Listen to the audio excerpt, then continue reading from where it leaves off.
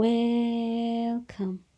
Today we are looking at the terms of the Berlin Act. That any state laying claim to any part of Africa must inform other interested parties. That all signatories must declare their sphere of influence, an area under a nation's occupation.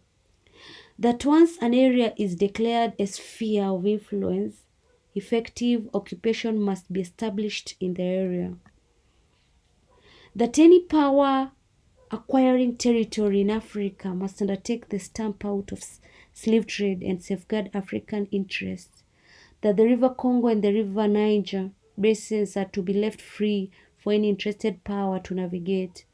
That if a European power claims a certain part of African coast, the land in the interior or behind that coastal possession becomes a sphere of influence of the claimant. That any country that wishes to declare a protectorate in Africa has to show that its authority in the region is firm enough to protect existing European rights and guarantee free trade. Impact of the partition of Africa. It speeded up economic development of European nations as they got raw materials and markets for their industries. However, African economies were disrupted as they were economically exploited. New boundaries in Africa were drawn as Europeans set up their spheres of influence. This later led to the border disputes. It led to the introduction of European administrative systems. The French used assimilation, and the British used both direct and indirect rule. Europeans introduced their languages in Africa. Europeans gained fame, prestige, and recognition by having colonial positions. The setting up of the boundary split some communities, for example, Somali in Somalia and Kenya, Ewe in Ghana and Togo, and Massa in Tanzania and Kenya. Africa continued to maintain closer ties with European countries through trade, education, and diplomatic relations.